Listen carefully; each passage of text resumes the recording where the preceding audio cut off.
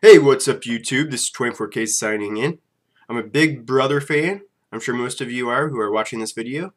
And I can't wait for Big Brother 16 to premiere on June 25th. Now, today we got some news of the twist from Julie Chen on the talk today. She talked about the twist. And the twist is kind of confusing. And I'm all for twists. Twists make the game more interesting, generally speaking, in my opinion.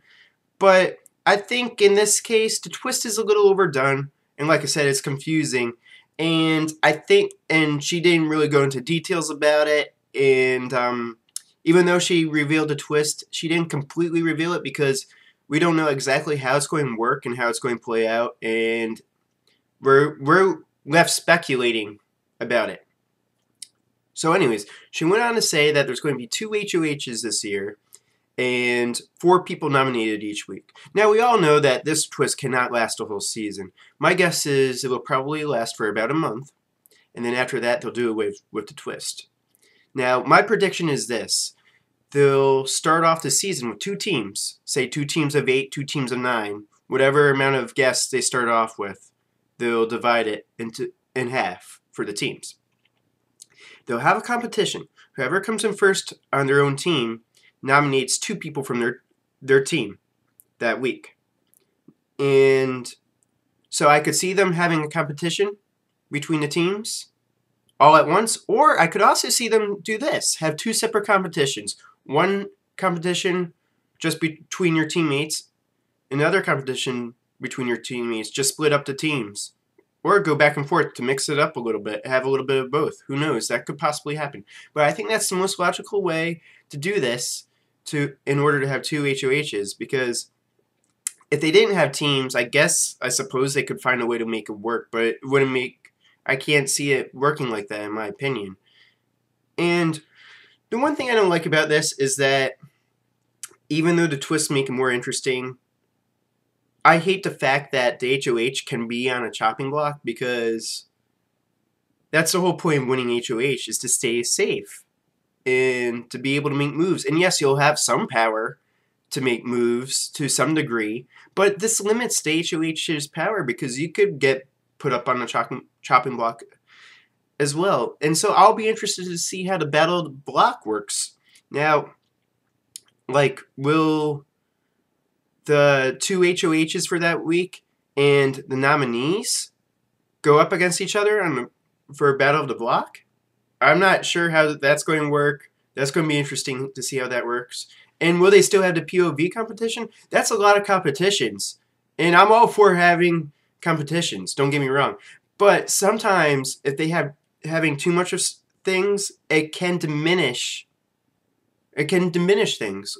Like for instance, okay, in sports, like baseball, some people were for it, some people were against it, expanding playoff teams. Like NFL, some people are for it, some people are against expanding NFL teams in the playoffs. Stuff like that, things like that. And what I'm saying is that competitions are exciting to watch, but if there are too many of them, then it can diminish things a little bit, if that makes any sense to you. So, again, I don't like the fact that the HOH can be put up on the chopping block because, in my opinion, that's the whole point of winning HOH, is to 100% remain safe.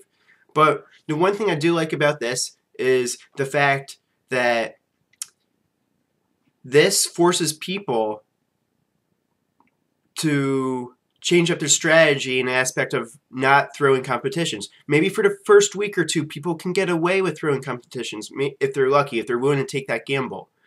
But for the most part, people are not going to be throwing competitions like they used to, in my opinion. And usually, the first week or 2 are the most interesting in the aspect of who's getting voted out, because alliances are just starting to be formed. And sometimes it gets to a point in the show where everyone just votes with the house. And I understand it to a degree, voting with the house, that's a safe play, that's a safe move to make. But sometimes, even though Big Brother's catchphrase is expect the unexpected, sometimes sometimes us fans expect the expected, and that more often than not, the expected comes to fruition. So I don't know.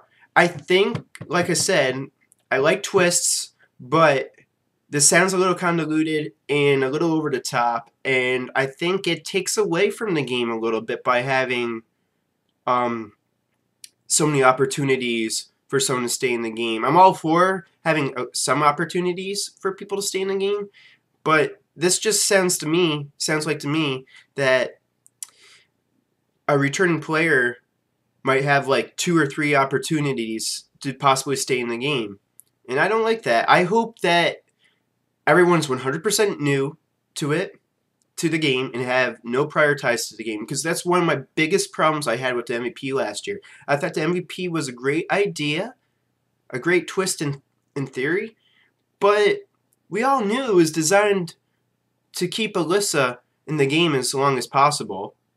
If they had 100% fresh faces and no one else was had prior ties to the game, meaning had a sibling or a relative that played the game, then I think the MVP twist would have been a lot more interesting. And so I really hope that this year that no one has prior ties to the game. Everyone's 100% fresh. But like I said, I guess I can't really make a 100% conclusion on this, 100% opinion on this, just because I haven't seen it play out yet. Once I see it play out for a week or two, I'll make a more concrete opinion on this.